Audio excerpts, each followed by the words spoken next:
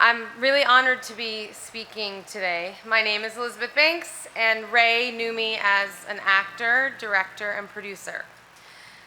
I had a special bond with Ray. We met on a little film, The Details, back in 2010, and he blew me away. I always admired his acting, but I genuinely enjoyed him as a human. Although he's known for playing tough guys, I found him to be charming and a little mischievous, which made him interesting as both an actor and a man, and truly perfect for Cocaine Bear, the film that we recently made together. It's a total romp. It's a zany horror comedy. And after he read the script, Ray asked me for more jokes. He was like, "Everybody's got funny lines. I want to be quirkier." He got the tone, and he came to set every day excited, committed, professional. When any actor of Ray's caliber puts trust in you as a director, it's a gift. But Ray gave me so much more. There's an apocryphal story about Betty Davis that taught me pretty much all you need to know about the actor-director relationship. And the story goes like this. On the first day of a new project, Ms. Davis would come in early and sit at the head of the table. And if the director came in and took another seat, she knew she was going to walk all over him. But if he said, "Oh, I'm so sorry, Ms. Davis, that's my seat. Why don't you sit next to me?" then she knew she had a boss and they'd be off on the right foot. Ray was kind of like Betty Davis.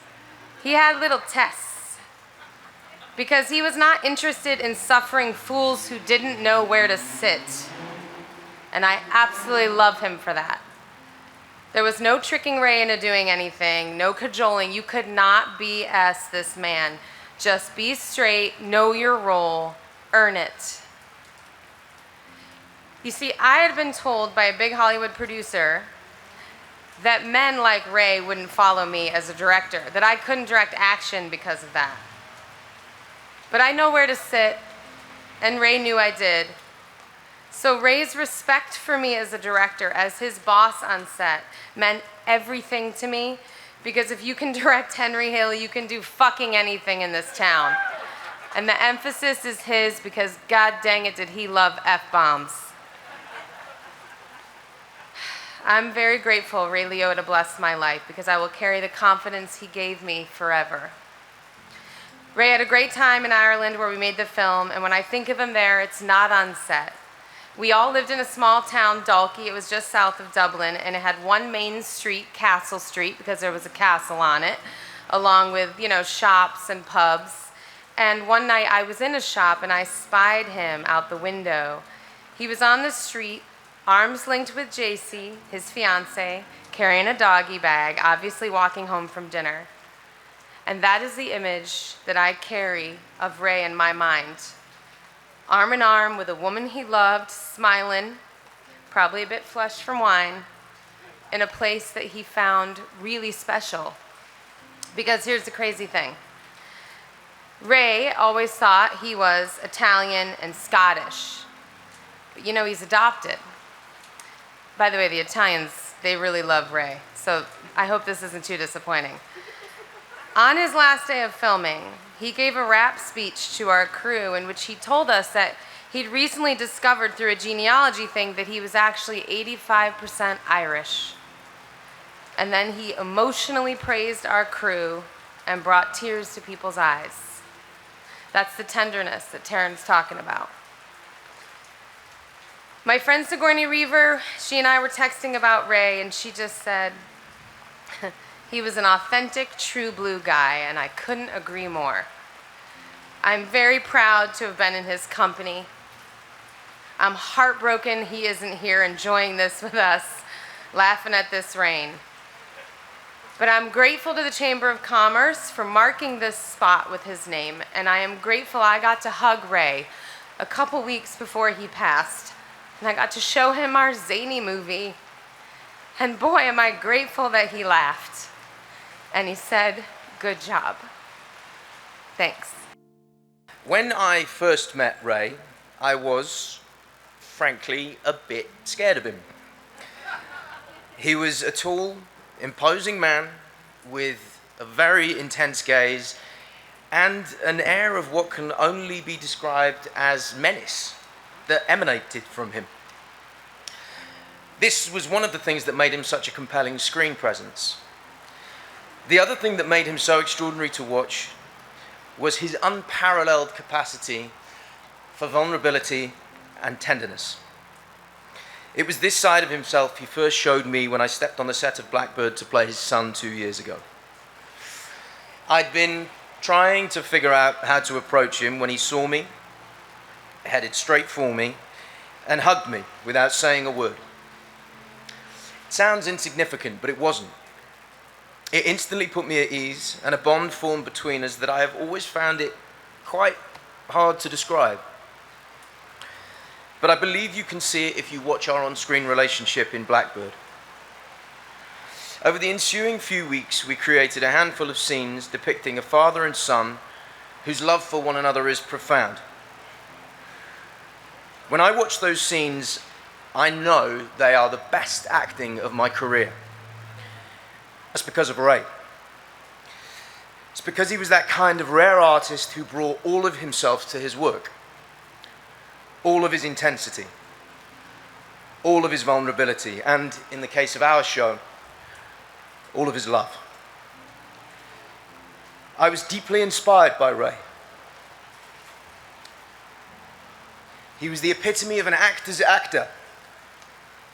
No bullshit. All about the work. Didn't suffer fools, and most importantly, he made everyone around him better. He elevated the work he was a part of. One of my last texts to him was a congratulations for his stellar performance in our show. He responded by saying, "You made it easy to love my son." Ray Liotta, you made it easy to love you back. Thank you. I'm going to start with a letter that Mr. Martin Scorsese wrote for today. I'm sorry that I can't be there in person today for the unveiling of a star for Ray Liotta. After Goodfellas, I always expected that I would work with Ray again. I thought he would always be there. I still find myself thinking, when will Ray and I make another picture? And then I remember he's gone, far too soon. We think we have enough time, but we have no control over our fate. As so many filmmakers and fellow actors can tell you, Ray was a remarkable talent. On Goodfellas, we were working improvisationally most of the time, and the core group consisted of people I'd known and worked with for years. And Ray jumped right in. He never missed a beat. He fit in perfectly, and he was able to roll with the punches, figuratively and literally. Ray endured a terrible loss in the middle of the shoot. His beloved mother was dying, and he was called to see her one last time. We talked, and I told him he had to go and be with her, but he absolutely insisted on staying and finishing the day. I'll never forget how he built from what he was feeling in the moment, and on camera it was transformed into the euphoria of celebrating the Lufthansa heist. The release, the mourning, the grief transformed into uncontrolled laughter.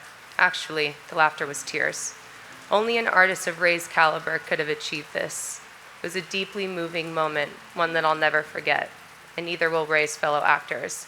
That included my father, who was in the scene with him. As I said, I always expected to work with Ray again, at least once more. Now we're honoring his memory. Ray Liotta, he was truly one of the greats. If anyone is deserving of a new star on the Walk of Fame, it's Ray.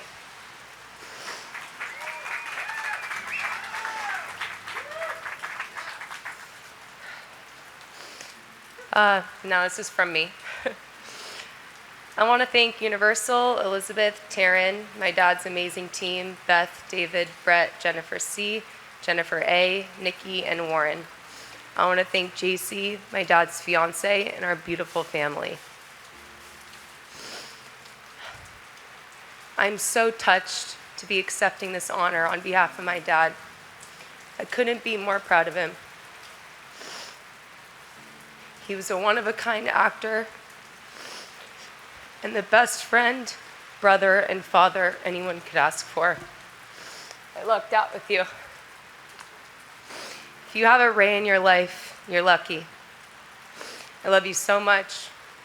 I thank you for your work and the imprint you left on me and all of those who love you. Everyone deserves a Ray in their life. Thank you.